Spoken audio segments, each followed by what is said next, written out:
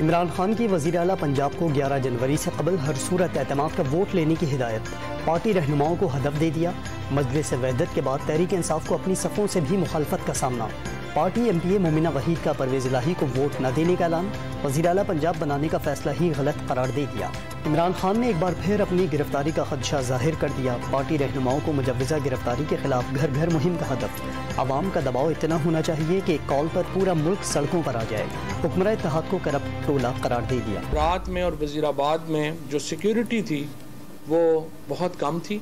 اور قطعی طور کے اوپر اس کا جو معیار تھا وہ پہلے جو گجرانوالہ میں جس طریقے سے ان کو سیکیورٹی دی گئی تھی یا لاہور میں دی گئی تھی اس کے مطابق نہیں تھی۔ وہاں پہ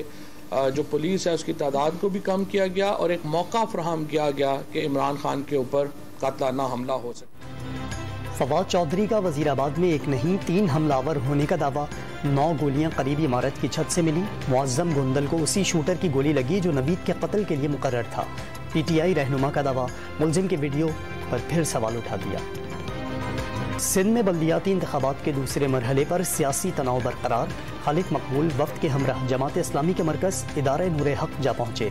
دونوں جماعتیں حلقہ بندیوں کے اعتراضات پر متفق، لیکن جماعت اسلامی کا انتخابات کے التوا کی حمایت سے انکار۔ حافظ نعیم کا آج وزیر اعلیٰ ہاؤس کے سامنے دھرنا دینے کا اعلان۔ مہاجر قومی موومنٹ کا بھی کراچی کی پرانی حلقہ بندیوں پر اعتراض، آفاق احمد کا متحدہ میں شمولیت سے انکار، احتجاج میں شرکت کا فیصلہ عوامی خواہش کے مطابق کرنے کا اندیا۔ پاک سرزمین پارٹی کا ہنگامی ورکر اجلاس بھی ملتوی، ایم کیو ایم کی دعوت کا جواب نہیں دیا۔ M Q M P D M کا حصہ رہے گی، کھویا ہوا مینڈیٹ دوبارہ حاصل کر لے گی، مصطفیٰ کمال بھی شہر کی ترقی کے لیے تیار ہیں، کوشش ہوگی اپنا میئر لے کر آئیں۔ گورنر سندھ کامران ٹیسوری کی ڈوم نیوز کے پروگرام لائیو ود عادل شاہ زیب میں گفتگو۔ پیپلز پارٹی کے سینٹرل ایگزیکٹو کمیٹی کا اجلاس آج بلاول ہاؤس میں ہوگا، بلاول بھٹو زرداری اور آصف زرداری مشترکہ طور پر صدارت کریں گے۔ ایم کیو ایم پاکستان کے مطالبات اور اتحاد پر تفصیلی غور ہوگا، اتحادی جماعت نون لیگ کی پالیسیوں پر بھی بحث کی جائے گی۔ تمام صوبوں کی جو سی ٹی ڈیز ہیں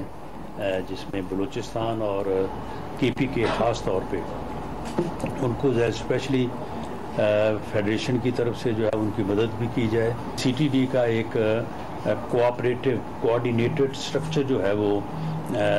فیڈرل لیول پہ نیشنل سی ٹی ڈی کے طور پہ بھی جو ہے اسے قائم کیا جائے۔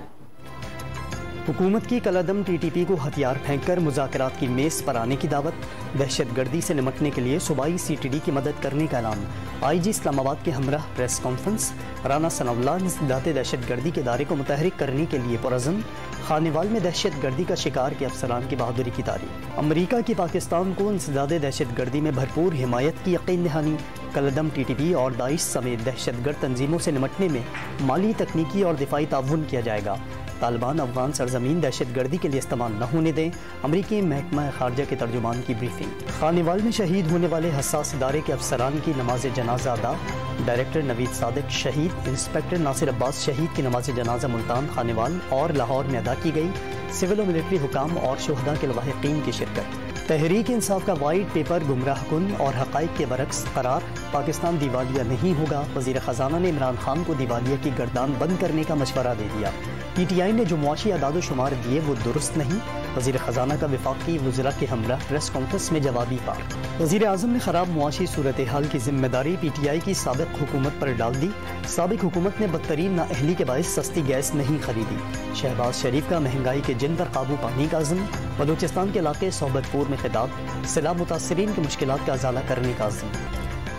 رحیم یار خان میں پراسرار بیماری سے ایک ہی خاندان کے 12 افراد کی موت، انتظامیہ اور محکمہ صحت کی دوڑیں لگ گئیں، پراسرار بیماری کا کھوج لگانے کے لیے کمشنر بہاولپور کی سربراہی میں محکمہ صحت کی ٹیم رکن پور پہنچ گئی۔ بھارت میں ججز نے بھی آنکھوں پر تعصب کی پٹی باندھ لی، اتراکھنڈ میں مسلمانوں کے 4000 سے زائد گھر گرانے کا حکم، 60,000 سے زائد متاثرین عدالتی حکم پر سراپا احتجاج، سخت سردی میں سینکڑوں خواتین سمیت مظاہرین سڑکوں پر آ گئے۔ پاکستان جونیئر لیگ کے معاہدے سے بورڈ کو کافی منافع ملنا تھا، نوجوان کھلاڑیوں کی بھی بہتر گرومنگ ہوتی، جوکرز نے آ کر سب بند کر دیا، سابق chairman P C B Rameez Raja نے معاہدے کی تفصیلات ٹویٹر پر شیئر کر دی۔ 99 پر 3 کھلاڑی آؤٹ ہونے کے بعد کراچی ٹیسٹ میں پاکستان کا شاندار کم بیک، چوتھے روز کا آغاز پاکستان 9 وکٹوں پر 407 رن سے کرے گا، سعود شکیل 124 اور ابرار احمد کوئی رن بنائے بغیر کریز پر موجود، نیوزی لینڈ نے پہلی اننگز میں 449 رنز بنائے تھے۔